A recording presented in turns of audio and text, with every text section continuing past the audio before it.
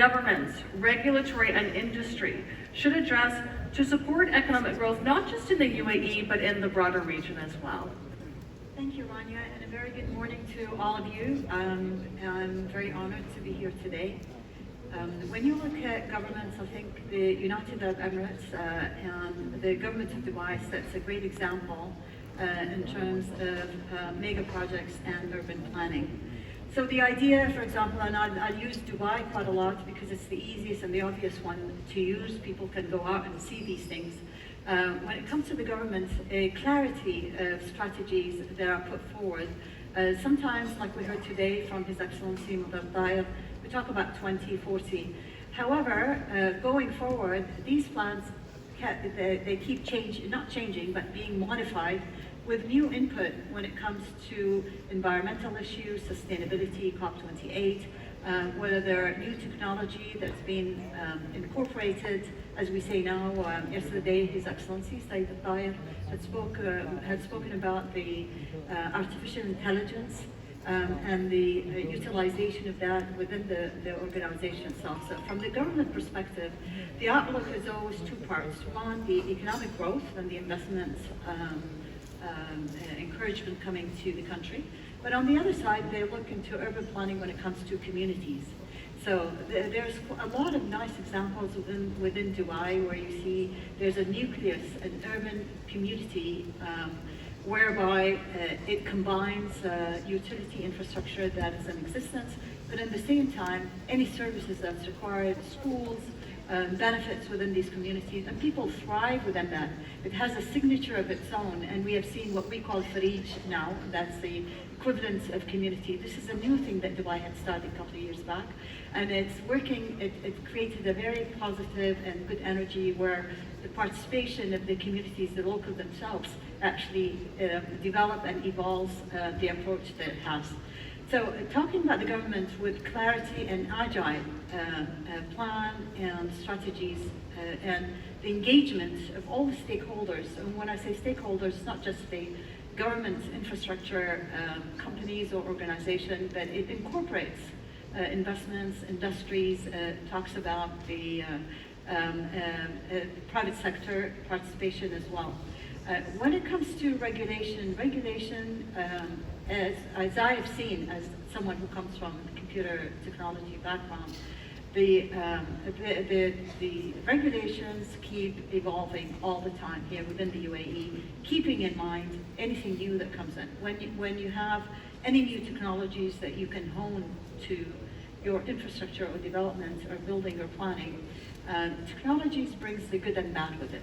So you have to understand how beneficial is it with these regulations. You have to be ahead of time.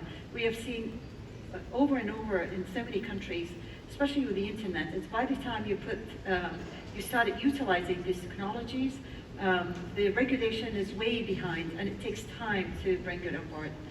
When we talk about industries, so we talk about government and we talk about regulation, we talk about industries.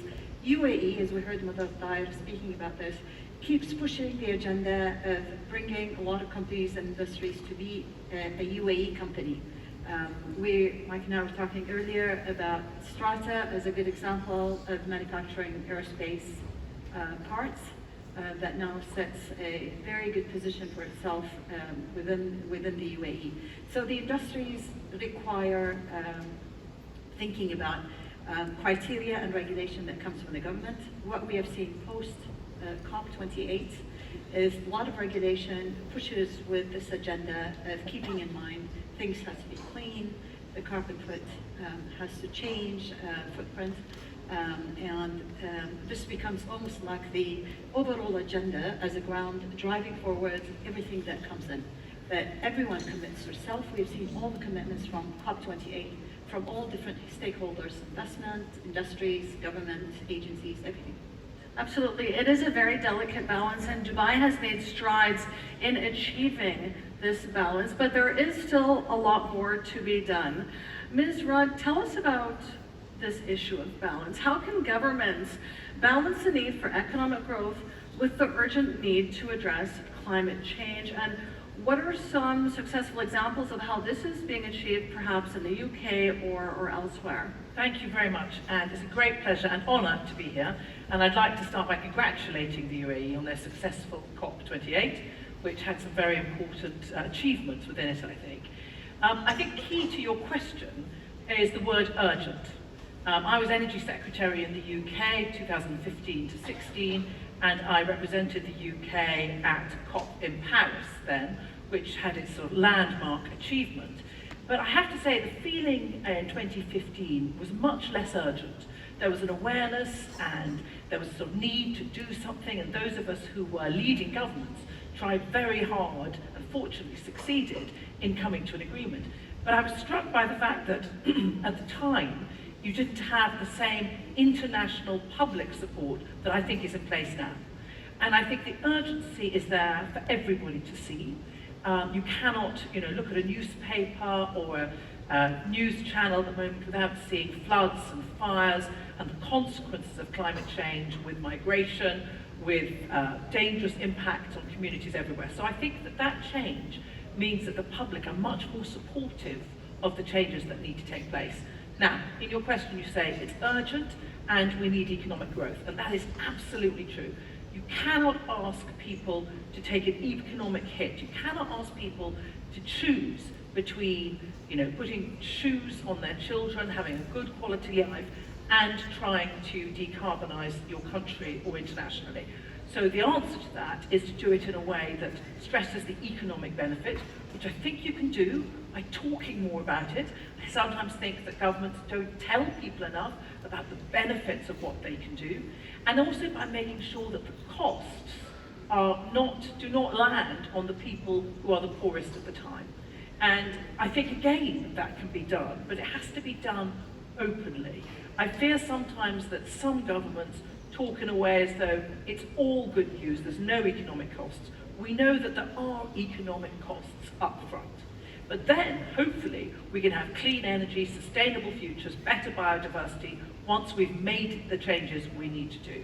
The great thing about Paris and about the COP in the UAE at the end of last year was to show that internationally we're all doing it.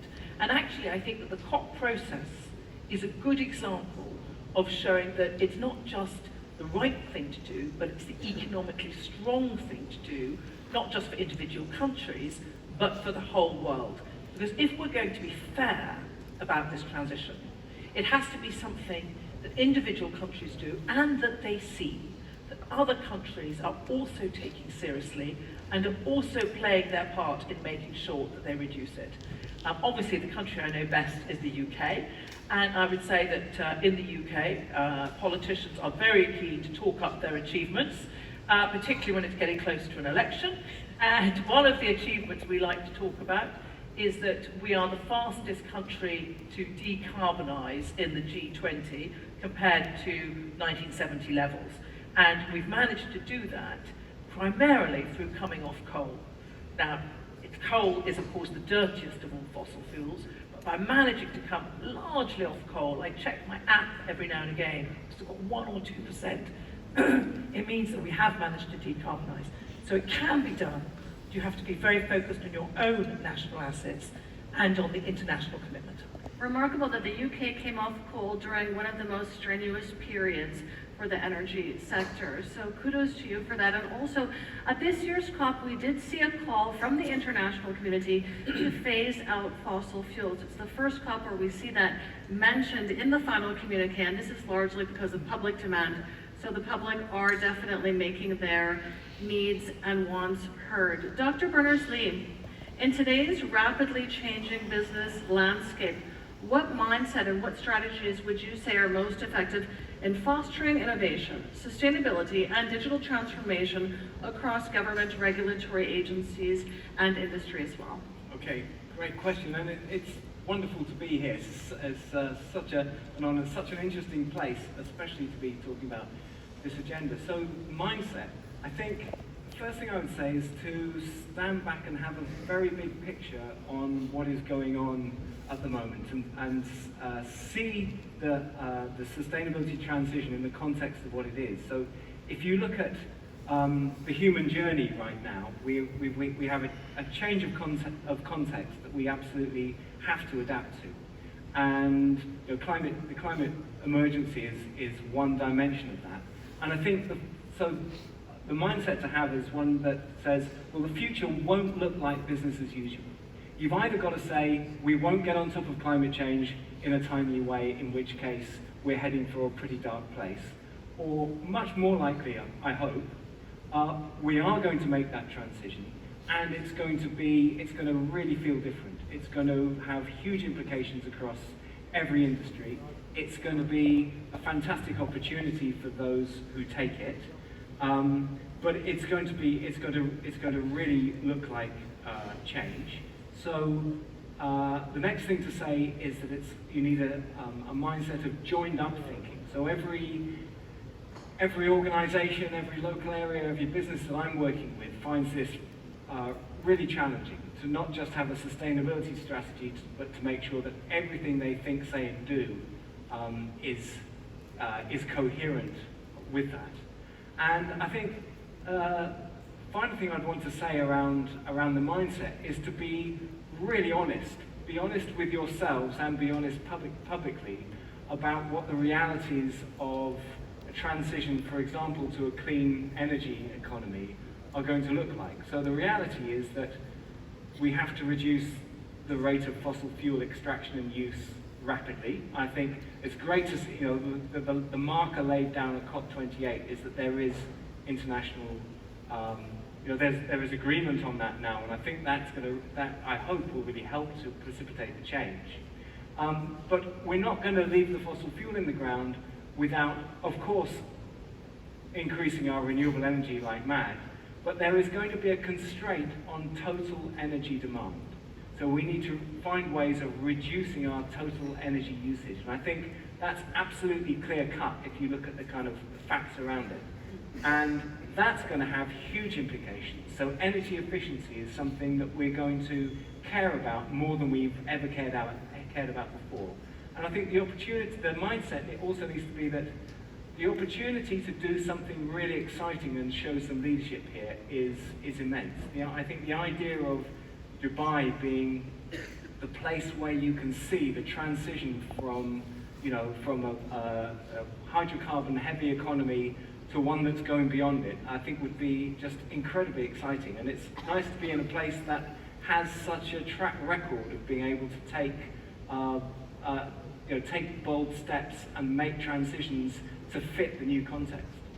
Absolutely. I mean, as we all know, the UAE is investing heavily in hydrocarbons, but equally investing very strenuously in renewables. And Sheikh Al-Lubna, I mean, COP28 highlighted that building a network of strong international relationships is really crucial for the UAE, as it is for any country. What steps would you say should be taken to really nurture these relationships? For a lot of people, COP28 meant a certain day with the conference that took place here in Expo 2020, but in reality, the work toward that took a lot more than 1 year. And that basically is the lobbying and the participation with all the stakeholders, led by all the countries in the world, coming on board, as we heard earlier, committing themselves to a serious agenda, mobilizing the changes going forward. Of course, there'll be variation in terms of how much of limitation of all fuel that you want to discard versus the new one. UAE had set a good commitment, and we were criticized quite a lot because of the notion or the impression that we rely a lot on fossil fuel. But in reality, Dubai has got one of the largest solar farms that actually now has an input to the grid itself. Abu Dhabi is the same, but we also have clean energy coming out of nuclear, and I was part of that organization for 10 years, but that commitment from the UAE going forward, but it started early on when UAE lobbied for hosting IRENA, the sustainability commitment. what we see today, as Her Excellency said, there is a serious commitment from all the countries when it comes to signing and committing going forward. We see the international agencies pulling also an agenda. We see private sector, we see industries at the moment driving the agenda together. So this coherent commitment that comes from everyone as stakeholders and feeling that responsibility, I think, is key. But one of the interesting parts here in the UAE is the engagement of youth. We have seen the UAE Youth and Youth Council being an early participant of this throughout COP28. And some people will think, well, that's a nice thing to have, but in reality, our generation's responsibility is to commit a bright future with a green environment and sustainable future for the kids and their children. So why not have their voice engaged so they become part of that decision making, but they also can drive the agenda along with the rest of the world. And I want to engage the massive young population in the UAE. Speaking to what you were saying, it's investing $163 billion in clean and renewable energies and key technologies, the UAE. This is a number that they announced over the past couple of months. $163 billion is something pretty remarkable and something to be proud of. Ms. Rudd, from your experience, what are the most effective policy initiatives that simultaneously drive economic prosperity and environmental sustainability? So I think that each country has to start from the position of what are our advantages, what are our assets, how can we maximise what we've got in order to deliver on a cleaner future. And one of the things I've been so impressed by is the nuclear initiative here. It's been absolutely remarkable in scale, and the timing on which you managed to deliver it is something that many of us are very envious of in terms of getting it delivered on time and on budget as a major infrastructure project. It's something that those of us who support nuclear as a clean future, clean energy for the future, can really learn from, and I imagine you're getting a lot of international visits on that. So in the UK, we have our own focus on our own assets, which is a long coastline and very bad weather. So we are one of the leaders in offshore wind, and we have some of the largest offshore wind arrays opening at the moment. In fact, the world's largest is Hornsea 3, and that's being built at the moment. Dogger Bank is about to be opened, and the UAE has been a very significant investor in one of our earlier arrays, the London array. So we've worked closely together to make sure that we have cleaner energy. But each country, I think, has its different assets for energy, and also its different structures in which to crowd in the private sector. Because I think everybody here knows that this isn't something just for government. This is something to try for government to create a structure in which private sector can then get involved, because it has to be an economic benefit as well. And government has, I think, sort of three levers. They can tax, they can subsidise, and they can legislate. And we see America going full tilt with its Inflation Reduction Act on all three of those, but mainly on tax credits to try and crowd in private sector investment within their own policy framework. In the UK, we got a lot of our renewables started and still have the existence of auctions. So every year we have an auction, so the government gives a subsidy and a guarantee of a price for energy over 20 or 30 years when there is a major infrastructure investment. And in order to get the right price discovery, we invite bids and we go for, obviously, for the lowest, and everybody gets in at that pace. The trouble with auctions, though, is it's not always easy to try and estimate when you're being gamed by the private sector, what is the fair price. I'll never forget my own conversation in 2015 with the Chancellor of the Exchequer at the time, George Osborne, and he wanted to cancel our offshore auctions.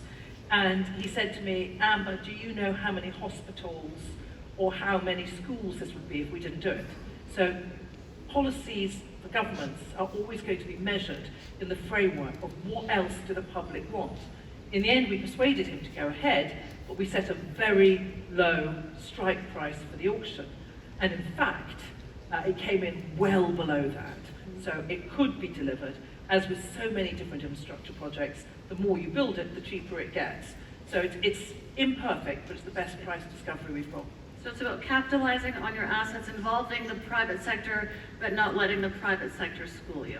Exactly. And giving them certainty over the period so that they know that they can rely on their returns.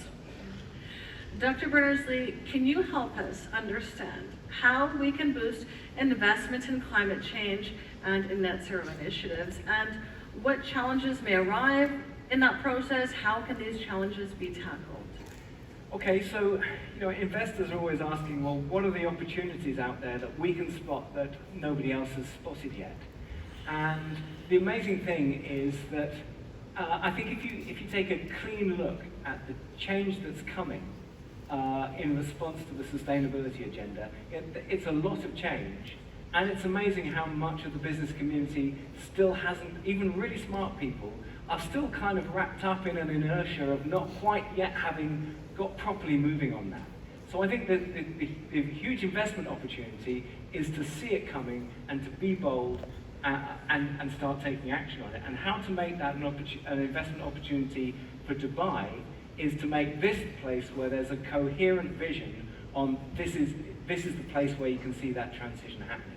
This is going to be, for example, the most exciting place to set up a pharmaceutical business, because this is the place where we can recruit our best staff, because it's a fantastic place to, everyone wants to be here because it's so exciting to see the change that the world needs to see happening absolutely in action. And I think there's such an opportunity here, because this is a place that can make things change. We've been hearing about nuclear. I mean, it's, in the UK, it's absolutely glacial, trying to get anything going at all around any sort of change. Where in here, you just kind of think it's a good idea, and then it happens.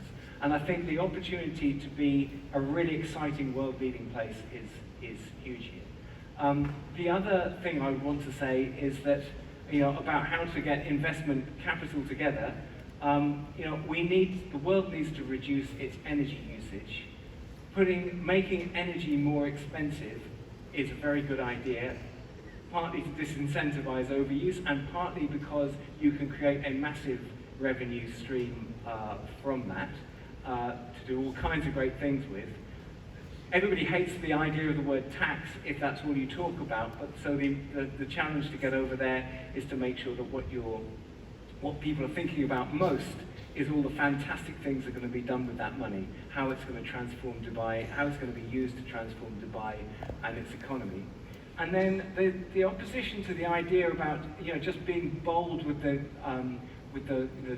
joined up strategy for the whole of Dubai. I think there's a kind of it's just about snapping out of a rut.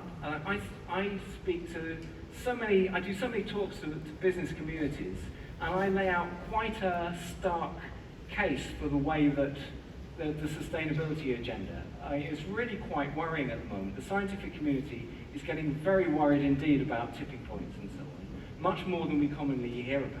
And I lay out this case, and I ask people routinely now, who thinks I've overrated it, who thinks I've underestimated it, and who thinks I've got it about right.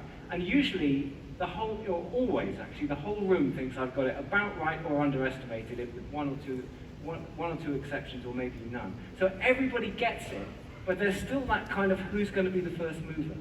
And I think this place is so well positioned to be that first mover. I think also in the UAE, as everybody knows, there's one vision.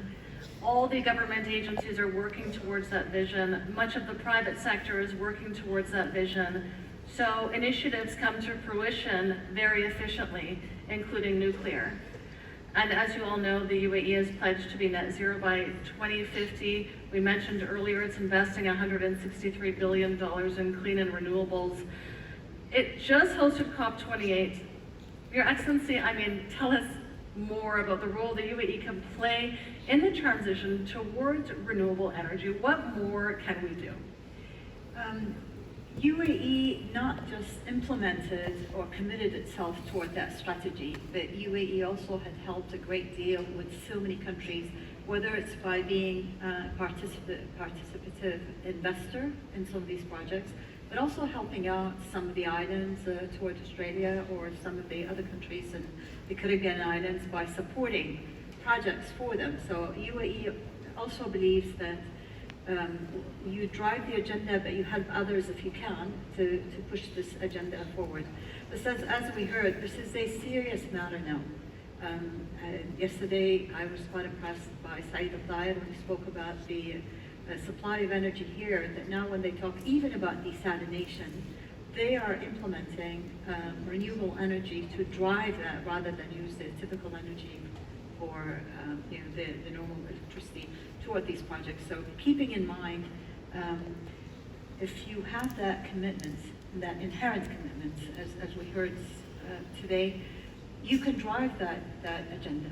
If you encourage the private sector by incentivizing them, you can bring them on board, and they can be part of this agenda driving forward. So I'm proud to see UAE as a lead in that matter with this particular culture, but we see it in so many countries as well now. There's a complete different approach and commitment now, post COP28, than there was ever before. They're serious now, and we heard that, early on it was being pessimistic is one thing, but seeing stark reality is a totally different. Absolutely. Unfortunately, we have run out of time for this panel. We could go on for some time still. Thank you very much, Your Excellency, Ms. Rudd and Dr. Berners-Lee, for discussing with us the roadmap for economic and environmental prosperity. Thank you. Thank you.